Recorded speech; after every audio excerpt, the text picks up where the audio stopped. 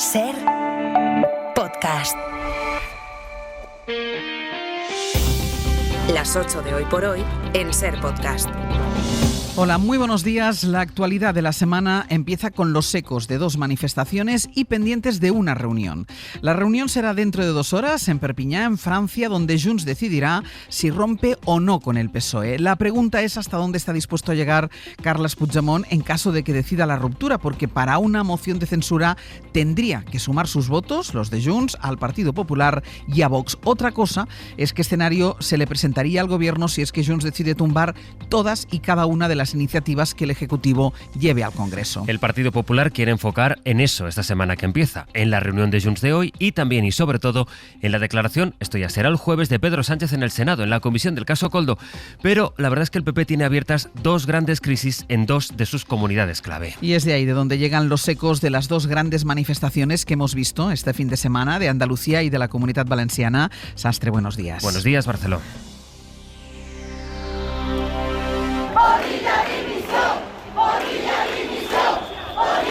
30.000 personas, según los organizadores, 8.000 según la policía, se concentraron ayer a las puertas del Palacio de San Telmo, en Sevilla, la sede de la Junta de Andalucía, para pedir responsabilidades al gobierno de Juanma Moreno por el escándalo de los cribados de cáncer de mama. Después de haber acusado de infundios a la asociación AMAMA, el consejero de Salud ofrece ahora diálogo y humildad a las afectadas, pero la realidad es que la Junta ve crecer el descontento mientras se van sabiendo las razones por las que los empleados del Servicio de Salud dejaron de avisar a las pacientes. Les dijeron que se había informatizado ese servicio. Sevilla, Diego Suárez, buenos días. Buenos días. Aquello ocurrió en abril de 2021. La japonesa NTT Data subcontrató el seguimiento del cribado a otra empresa de Sevilla, pero las notificaciones informatizadas nunca llegaron. Eso le sirve a AMAMA para elevar a 20.000 las mujeres afectadas y da pie a la oposición a exigir responsabilidades al actual presidente del Parlamento andaluz, Jesús Aguirre, que fue consejero de Salud. Tras la masiva manifestación de este domingo, en Sevilla, el nuevo consejero de Sanidad, Antonio Sanz, ha tendido la mano con humildad a AMAMA después de haberlas acusado de lanzar infundios. Previsiblemente se van a reunir esta semana. Moreno lleva esta semana su presupuesto al Parlamento, 1/3 para Sanidad, pero los planes de choque de la Junta están chocando con la realidad. No es posible contratar más médicos y radiólogos, al menos en el corto plazo. Para los sindicatos, la sanidad pública andaluza ha colapsado por una gestión privatizadora que la Junta niega. De momento, el gobierno de Moreno Bonilla parece incapaz de controlar un relato que está perdiendo en el Parlamento y en la calle. Y en Valencia.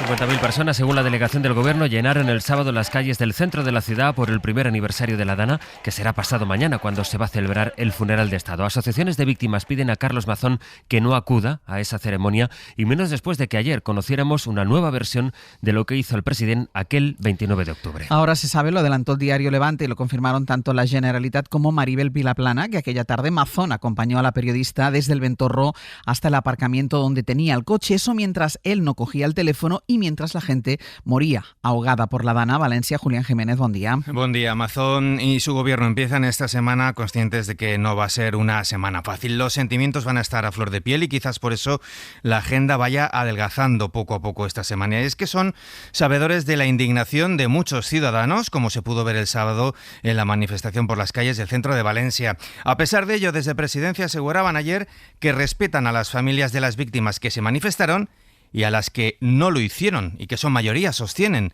Y es que, a pesar del sentir de algunas asociaciones de víctimas que le han pedido que no vaya a ese funeral de Estado, es seguro que Mazón estará el miércoles en el Museo de las Ciencias. Todo esto, como decíais, después de haberse conocido que Mazón no marchó al Palau de la Generalitat, como él dice, después de comer en el Ventorro el 29 de octubre. Se fue antes a acompañar al parking a la periodista con la que comió, un nuevo dato que arroja más dudas si cabe sobre lo que hizo el presidente antes de llegar al CECOPI la tarde de la Dana. Mientras no cogía el teléfono. A la situación en Andalucía y en la Comunidad Valenciana se refirió ayer Pedro Sánchez, que dijo que es indecente el apoyo que Feijóo y Abascal dan a Mazón para que continúe. Ayuso y su insumisión a cumplir con las leyes. Moreno Bonilla con sus cribados. Mañueco con sus incendios. Mazón, en fin. Y podría seguir. ¿Y Feijóo? ¿Alguien sabe dónde está Feijóo? Si es que al frente del PP no hay nadie al volante. Sánchez centra el foco en las comunidades del PP, aunque hoy para el Gobierno la cita está en Perpiñán, donde se reúne Junts y donde está un enviado especial de la SER, Xavi Abelló, buen día. Hola, buen día. Puigdemont se reunió ayer con su círculo más estrecho para preparar la ruptura con el PSOE, que le dio la amnistía, aunque le acusa de incumplir todo lo acordado. Hay debate dentro de Junts y es aventurado, Xavi, hacer un pronóstico por lo imprevisible que es ese partido. Sí, una mayoría de dirigentes asume que el pacto con el Partido Socialista no ha dado los frutos esperados y que no tiene mucho más recorrido, pero el interrogante está en saber los términos en los que hoy se trasladará esa ruptura con el Gobierno. La moción de censura para convocar elecciones no está descartada, pero genera también ciertas dudas por el temor a quedar retratados junto a PP y Vox ante el electorado. Otras voces, sin embargo, creen que no se les puede responsabilizar de lo que pueda llegar. En cualquier caso, otra opción es que no sea una carta que se active de inmediato, sino unas en la manga en el caso que Sánchez no convoque elecciones en los próximos meses, aun estando sin mayoría. Si la legislatura continúa, Junts deberá decidir cómo se comporta en el Congreso, si lo tumba todo de manera sistemática o si sigue yendo pieza a pieza en función de sus intereses, como hasta ahora. Y también se deberá decidir sobre si Puigdemont abandona la mesa de Suiza con el mediador, que fue uno de los logros de Junts en la investidura, pero que simbolizaría el fin del Pacto de Bruselas. Y en el Gobierno, Guillermo Lerma, buenos días. ¿Qué tal? Buenos días. ¿En el Gobierno qué esperan? Pues sabemos sobre todo lo que no esperan, Ángel, si es que esa ruptura que viene anunciando Junts desde hace días suponga el apoyo a una moción de censura con PP y Vox. El Gobierno descarta ese escenario que serían, dicen, el que realmente provocaría un punto de inflexión en la legislatura.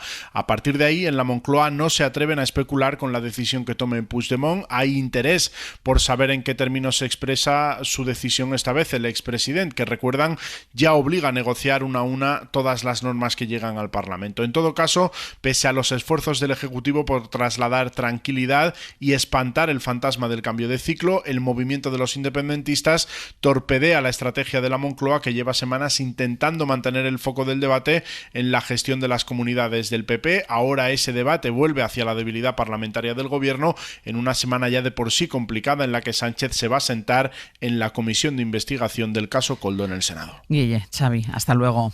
Hasta Buenos luego. días, hasta ahora. Lo decía ahora Guillermo, el PP espera la reunión de hoy a ver qué es lo que pasa, pero sobre todo espera que pase el miércoles, ese aniversario de la Dana, para unas horas después del funeral de Estado. Para el mismo jueves por la mañana está convocada en el Senado esa declaración del presidente en la comisión del caso Koldo. Centrado en eso, el PP mantiene su apoyo a Mazón, pese a que un año después, y como han escuchado, seguimos enredados en versiones sobre lo que hizo el presidente valenciano ante la peor catástrofe de su tierra. David Junquera, buenos días. Buenos días. El diagnóstico del PP no es muy sorpresivo ni muy original. Semana horribilis para Sánchez y los suyos. Semana horribilis. Vamos a hacer un poco de resumen. Bendodo hace el resumen de Génova. De entrada, Junts. Y de salida. Y el jueves tendrá que ir Pedro Sánchez a la comisión de investigación del Senado. Se olvidan los populares de mencionar el homenaje a las víctimas de la Dana y no es un lapsus casual. No solo lo obvia Bendodo, tampoco Feijóo lo mencionó el sábado. Para Génova lo importante es otra cosa. Hoy vamos a visibilizar que tenemos un gobierno sin apoyos y el jueves que tenemos un presidente que ampara la corrupción y la induce. Lo de Valencia, pues que pase cuanto antes y nada que decir en fuentes oficiales del nuevo cambio de versión de Mazón. No quiere el PP que su varón valenciano y tampoco la situación que atraviesa a cuenta de los cribados su varón andaluz descentren el tiro esta semana. Todo al jueves, todo al interrogatorio a Sánchez en el Senado. Y algo más de la política, en plena tensión entre el Gobierno y el Poder Judicial. Será mañana cuando el Consejo de Ministros apruebe una reforma de la Ley de Enjuiciamiento Criminal que va a introducir un cambio clave en nuestro sistema, porque van a dejar de instruir los jueces. Si prospera esta reforma, las investigaciones las van a hacer los fiscales y los partidos no van a poder ejercer la acusación popular. La entrada en vigor está prevista para 2028. Isabel Vega, buenos días. ¿Qué tal? Es una reforma que lleva 15 años proyectada y que han ido heredando gobiernos del PP y del PSOE desde entonces. La meta, homologar el sistema español al de la mayoría de la Unión Europea. Serán los fiscales los que investiguen y la función de los jueces garantizar los derechos del investigado durante la causa, juzgar y hacer cumplir las sentencias. El cambio de modelo trae consigo muchas modificaciones, desde la figura del fiscal general del Estado, que ahora tendrá un mandato de 5 años para desvincularlo de las legislaturas, hasta la disolución de las audiencias provinciales como las conocemos, porque los recursos los llevará el Tribunal Superior de Justicia que corresponda. Se establece un único procedimiento penal, que ahora hay más de uno, con 3 fases diferenciadas y se reforman aspectos como la acusación popular, que ya no podrán ejercer los partidos políticos. La norma iniciará el martes su andadura parlamentaria con la idea de entrar en vigor en enero de 2028. A partir de entonces serán los fiscales y no los jueces quienes investiguen los delitos que se produzcan. La semana trae una bajada de las temperaturas, Jordi. Se nota sobre todo ahora mismo, tenemos heladas débiles en capitales de provincia de Castilla y León, y a pesar de que en la mayor parte del país el día será soleado, incluso radiante, con muy buena visibilidad, las máximas en general se quedarán cerca de los 20 grados. Solo hará un poco de calor esta tarde en Canarias, y cuidado con las tormentas que están descargando ahora mismo entre Huelva y Sevilla, en la misma ciudad de Sevilla. Hasta el mediodía algunos chubascos todavía serán intensos, también se van a formar en el litoral de Cádiz y de Málaga. Hoy por hoy noticias. Ser Podcast. La Guardia Civil investiga como un presunto asesinato machista la muerte de una joven de 19 años en Librilla, en Murcia. Juanjo Asensio, cuéntanos.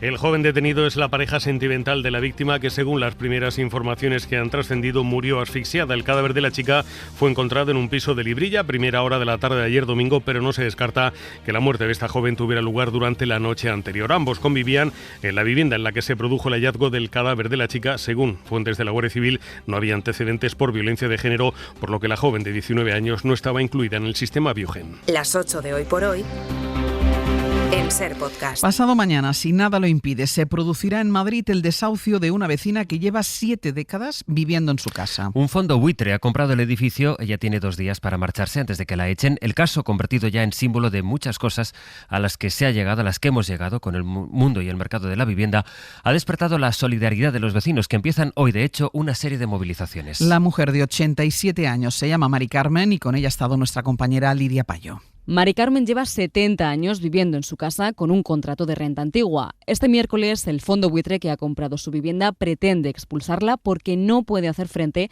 a la subida del alquiler que le exigen. Urbagestión me mandó una carta diciéndome que si yo me quería quedar como alquiler, me lo subían un 300% la renta. Entonces, claro, cuando yo recibí aquello, porque yo les notifiqué que mi pensión era 1.400 en aquel momento, pues la verdad es que me sentí humillada. Toda una vida creando recuerdos que en cuestión de horas pueden desaparecer porque el fondo no ha aceptado la solicitud de moratoria de sus abogados. Mi juventud, los fallecimientos de mis padres en esta casa, es que es mío, o sea, es que no me pueden quitar mi vida, que es lo que están pretendiendo, quitarme la vida. ¿Dónde me veo? Pues es que no tengo ni idea. Como se dice, ¿bajo el puente de Toledo? Si es que no me puedo ir debajo del puente de Toledo porque ya estará lleno de gente. Con 87 años y con un 50% de discapacidad reconocida, el miércoles una orden de desahucio puede dejar a Mari Carmen en la calle. Y les estamos contando esta mañana que el Ministerio de Consumo ha propuesto sancionar con más de 3,5 millones a Alquiler Seguro por vulnerar los derechos de los consumidores. El Gobierno constata prácticas ilegales como, por ejemplo, obligar al inquilino a contratar un seguro de hogar o a responsabilizarse de los posibles cargos por reclamaciones judiciales e impagos. Si el Ministerio de Consumo confirma la multa, sería la primera sanción millonaria a una inmobiliaria. Javier Milei ha ganado las elecciones legislativas de medio mandato en Argentina, las que él presentaba como una especie de plebiscito y a cuya victoria Donald Trump condicionó la concesión de miles de millones. Milei revierte el resultado que obtuvo en Buenos Aires, logra una nítida victoria en las elecciones que han tenido la participación más baja en los últimos años. Desde Buenos Aires, Berta Raventós. Con más del 40% de los votos, La Libertad Avanza suma 64 escaños en la Cámara de Diputados. Eso es más de un tercio del hemiciclo, que es lo que necesita Milei para blindar sus decretos. En su primer discurso tras la victoria arrolladora, el presidente ultra ha tendido la mano a los gobernadores provinciales y a todo el que no quiera volver a lo que él llama el modelo del fracaso. Hoy, el país entero confirmó su vocación de cambiar de forma irreversible el destino de la patria. Tendremos, sin lugar a dudas, el Congreso más reformista de la historia argentina. Inesperado incluso para él, Milei ha vencido en 16 de los 24 distritos, incluida la provincia de Buenos Aires, la más poblada del país y un bastión histórico del peronismo, que gana un solo diputado y queda con 97. El gobernador Axel Kicillof ha evitado reconocer la derrota y ha criticado las alianzas de Milei con Donald Trump, que le prometió un rescate financiero si ganaba este domingo en las urnas. La policía francesa ha detenido a 2 personas relacionadas con el robo del Louvre. De hecho, los investigadores creen que participaron en el atraco directamente. Los arrestados estaban fichados en la base de datos de los agentes París. Lucía Riera.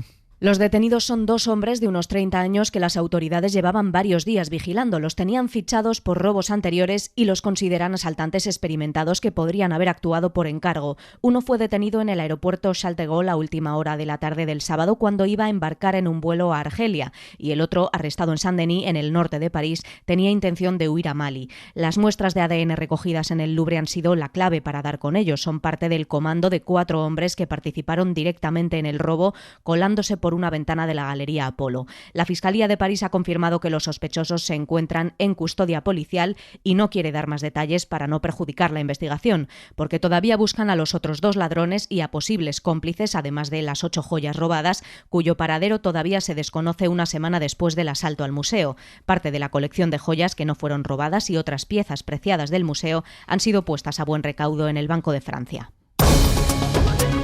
Y hay algo todavía en la crónica internacional que afecta a la económica, lo comentaba Jordi Fábrega a las 7:30. Donald Trump está ya en Japón, donde se va a reunir dentro de su gira asiática hoy con el gobierno japonés. Viene de Malasia, aunque el encuentro más relevante va a ser el jueves con el presidente chino Xi Jinping, que tendrá lugar en Corea del Sur. Ambos abordarán un posible acuerdo para evitar la imposición de aranceles del 100% con los que Washington amenaza a Pekín, y de hecho la información de última hora apunta a cierta euforia esta madrugada en las bolsas asiáticas ante la posibilidad de que en efecto las dos potencias lleguen a un acuerdo económico. Para no perderte ningún episodio, síguenos en la aplicación o la web de la SER, Podium Podcast o tu plataforma de audio favorita.